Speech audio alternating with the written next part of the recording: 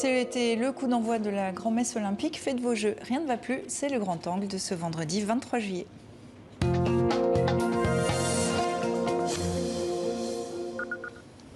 Les Jeux Olympiques de Tokyo ont démarré avec un an de décalage en raison de la pandémie. Les JO, un événement sportif, médiatique, mais aussi très politique, ce qui, dit comme ça, est contraire à la charte olympique. Et c'est enfin aussi un événement sous état d'urgence sanitaire au Japon, à Tokyo. Jean-Baptiste Guégan, merci d'être avec nous. Vous êtes enseignant en histoire-géographie et géopolitique du sport. Et Guillaume Evin, bonsoir à vous aussi. Vous êtes journaliste sportif et vous sortez Petite histoire de domination sportive aux éditions du Rocher. Merci à vous deux d'être avec nous. Des Jeux Olympiques donc sans public, on l'a vu à la cérémonie tout à l'heure, et pourtant la crainte d'un événement super propagateur de la Covid-19, un sponsor principal qui se retire en raison de la mauvaise presse de l'événement en période de pandémie. Est-ce qu'il fallait maintenir ces JO, Jean-Baptiste Guégan ?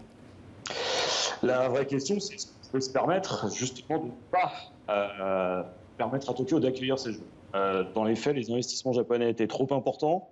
Il y avait un véritable enjeu géopolitique aussi pour le Japon. On ne pouvait pas faire autrement. Et donc, ces Jeux ont lieu. Et on est finalement content qu'ils aient lieu, même en pleine pandémie. Vous êtes content qu'ils aient lieu ? Pour les athlètes, oui. Je pense que pour eux, c'est vital. Après, pour des raisons économiques également. Nous verrons, mais de toute façon, lorsque la fête va être lancée, après, je pense que les Japonais vont s'y mettre. Alors, la population, pour l'instant, est hostile à la tenue de l'événement, maintenue en dépit de la dégradation sanitaire. Dans un récent sondage du journal Asahi, 68% des personnes interrogées ont exprimé des doutes sur la capacité des organisateurs à tenir des jeux sûrs. Jean-Baptiste Guégan, les JO ne sont pas faits pour les habitants des pays hôtes ? Alors c'est vrai que là, dans le cas du Japon, c'est compliqué par l'épidémie de Covid. Généralement, c'est plutôt un événement premium qui est réservé aux étrangers, aux touristes, aux partenaires, aux médias.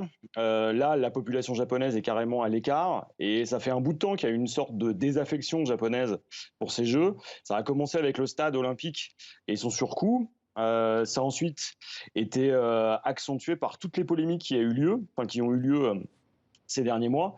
Et aujourd'hui, on arrive au pic avec la crainte d'une recrudescence du Covid. Donc forcément, ça n'incite pas à l'enthousiasme. Quelle retombée espère le Japon, Jean-Baptiste Guégan ? La première retombée, c'est d'abord une retombée d'image. L'objectif, c'était de se positionner dans un cadre régional compliqué avec une Chine aujourd'hui omniprésente. Ensuite, il y avait un objectif économique qui était lié, c'était de doubler le nombre de touristes. Et puis derrière, l'idée, c'était de renouveler aussi l'image du Japon à l'étranger. Le fait que ce soit Naomi Osaka qui finalement ouvre ces Jeux et allume la flamme, ça dit beaucoup aussi de ce qu'est ce Japon du XXIe siècle.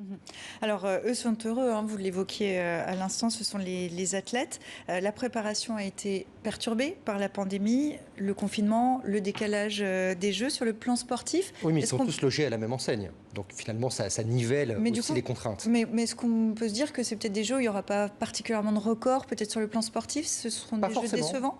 Alors non, je pense que l'expérience va être dégradée sur le plan de l'ambiance, puisqu'il n'y aura forcément pas du tout la même ferveur dans les salles, dans les stades. En revanche, sportivement, rien n'empêche finalement les sportifs, les athlètes de se surpasser. Et on peut très bien avoir des records. Qui dit résultat dit fierté, dit nation. L'intérêt fort pour le sport de la Chine, par exemple, des États-Unis, de la Russie ou de la France, doit se lire à travers le prisme géopolitique. Jean-Baptiste Guégan, le baron Pierre de Coubertin, qui a fondé ces Jeux modernes, prônait l'apolitisme. C'était hypocrite de sa part ou un vœu pieux ? Disons qu'on a toujours tendance à retenir de Coubertin une chose, c'est la paix par le sport, c'est la neutralité. Dans les faits, c'était un homme de 1870 qui avait en tête la bataille de Sedan et donc finalement l'effondrement du Second Empire.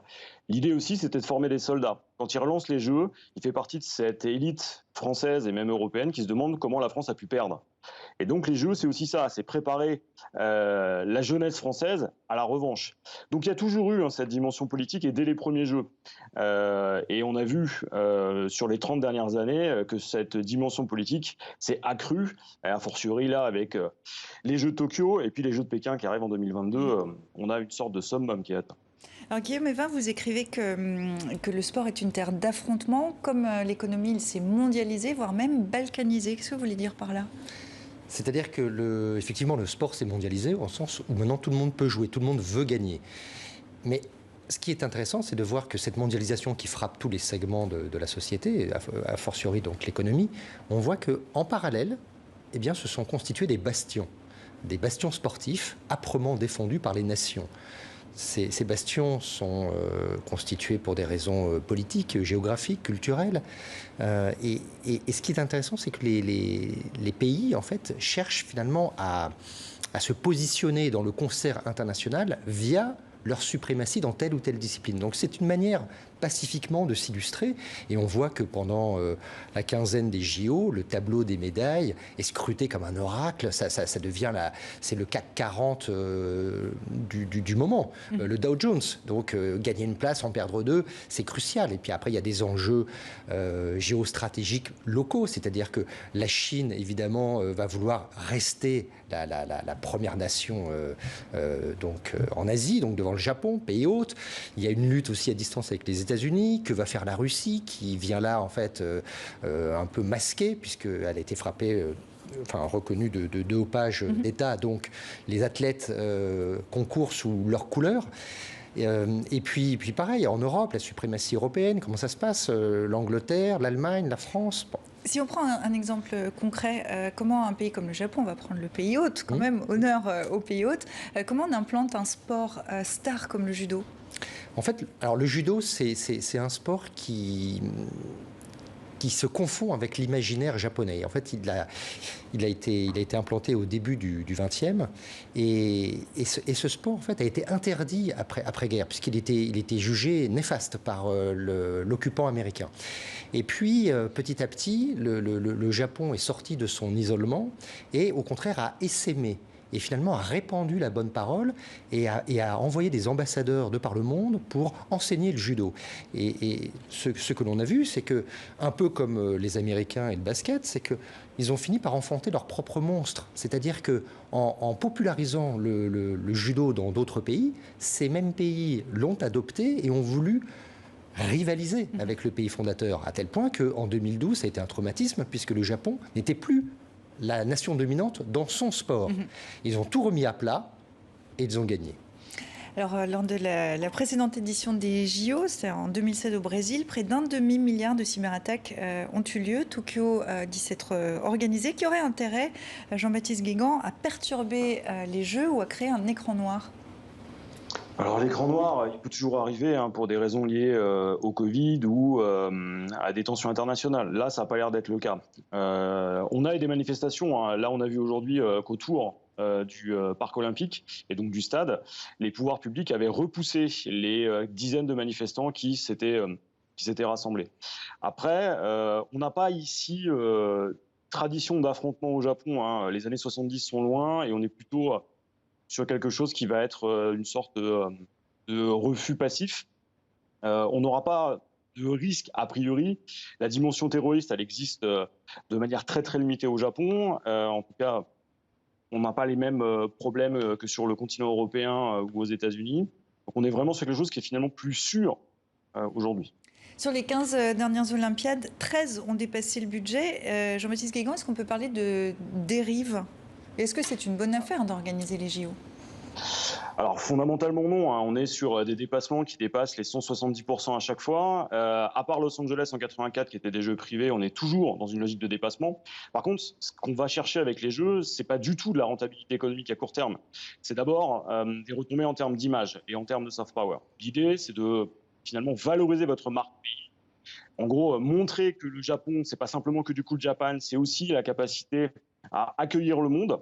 C'est donc attractif pour les entreprises, c'est attractif pour les touristes, ça dynamise une économie et on sait que l'économie japonaise est à tonne depuis 20 ans. Donc il y a vraiment cette dimension-là. Et puis vous vous positionnez aussi par rapport aux autres. C'est-à-dire qu'aujourd'hui, on est dans des relations internationales où l'image compte énormément et c'est l'occasion de montrer ses forces et de se placer au premier plan tout en dictant l'actualité internationale. Ça, c'est aussi ce qui est recherché. Mais est-ce que ça marche vraiment? Parce qu'on voit que les candidatures pour accueillir les grands événements sportifs se font de plus en plus rares, Jean-Baptiste Guégan. Quand vous voyez qu'aujourd'hui, il n'y a aucune Olympiade à moins de 10 milliards d'euros, vous voyez clairement que ça écarte énormément de candidatures. Maintenant, le CIO a décidé de pallier à ça en attribuant de manière unilatérale et sans aucune procédure claire les Jeux à Brisbane, par exemple. On peut se demander par exemple quel est le rôle de John Coates, qui est le bras droit de Thomas Bach, dans cette attribution. Donc aujourd'hui, le CIO a pris conscience de ces coûts-là, travaille finalement de manière beaucoup plus étroite avec les villes pour diminuer les coûts. Mais c'est vrai qu'aujourd'hui, ces jeux, ils attirent qui? Ils attirent les grandes puissances économiques lorsqu'elles sont des puissances démocratiques, mais surtout les régimes autoritaires. Et on l'a vu avec la Russie, on va le voir avec la Chine. Et puis il y a d'autres candidats, hein. Je pense à l'Arabie Saoudite, je pense au Qatar, que des pays qui mettent en avant les droits de l'homme et les libertés minoritaires. Les JO, c'est pour les pays riches, si on veut les organiser, Guillaume Evin? Oui. Vous voyez ça? Disons que... Ce qui n'est pas nouveau, peut-être? Non, alors voilà, ce n'est pas nouveau, il ne faut pas se leurrer, il ne faut pas faire preuve d'angélisme, mais c'est vrai que le gigantisme des infrastructures, ça représente une facture que peu de pays peuvent s'offrir. On va voir aussi maintenant dans le monde post-pandémie, justement, ça va revenir il reviendra à Paris à montrer peut-être la voie avec des jeux plus raisonnables. Bon, malgré tout, nous avons la chance d'avoir déjà pas mal d'infrastructures, ce qui n'est pas le cas peut-être de certaines villes potentiellement candidates. Mais quand même, il y a un modèle qu'il faut peut-être repenser. Est-ce que la pandémie n'est pas la bonne occasion? Alors, les Jeux de Tokyo ont été un peu pris dans l'élan de cette pandémie, mais vous évoquiez Paris. Est-ce qu'il faut peut-être réduire un peu la voilure? Alors peut-être, mais ce qui est compliqué, c'est que quand vous dites réduire la voilure, ça veut dire sacrifier des épreuves. Donc ça veut dire finalement, c'est compliqué. Vous torpillez un pan de l'économie du sport. Si vous faites venir moins d'athlètes, ça grogne également. Donc, bon, c'est un équilibre difficile à trouver pour finalement rendre des jeux pérennes, ne pas trop peser sur l'environnement, avoir des jeux économiquement viables, et puis tout en assurant une certaine viabilité économique aux fédérations sportives. Et c'est ce que tente de faire le CIO qui a lancé en 2014, je crois, l'agenda 2020 qui place désormais la question de l'héritage au cœur de la réflexion. Et puis ça va concerner les JO 2024, ce sera à Paris. C'est la France qui les organise. Est-ce que la France a besoin de ce rayonnement, Jean-Baptiste Guégan? Aujourd'hui, oui. Quand vous regardez, on est la deuxième puissance européenne. Si on accepte finalement le Royaume-Uni depuis le Brexit, qui a donc quitté la grande aventure européenne, on a besoin de se positionner. Aujourd'hui, on a l'Inde qui nous taille des croupières du point de vue économique. Aujourd'hui, on n'est que 69 millions. Donc il nous faut exister et on a la chance d'avoir la Coupe du Monde de rugby en 2023, les JO qui vont suivre. On a une stratégie finalement de puissance moyenne, mais qui s'en sort finalement pas trop mal. C'est un vrai atout pour nos entreprises, la filière sport et nos sportifs. Et c'est dans 3 ans les JO à Paris, mais pour l'instant c'est déjà cet été au Japon. Je rappelle le titre de votre livre Petite histoire de domination sportive, Guillaume Evin. Merci beaucoup. Merci. Et merci à vous également, Jean-Baptiste Guégan, d'avoir été avec nous dans 64 minutes. Merci. On passe maintenant à la chronique culture.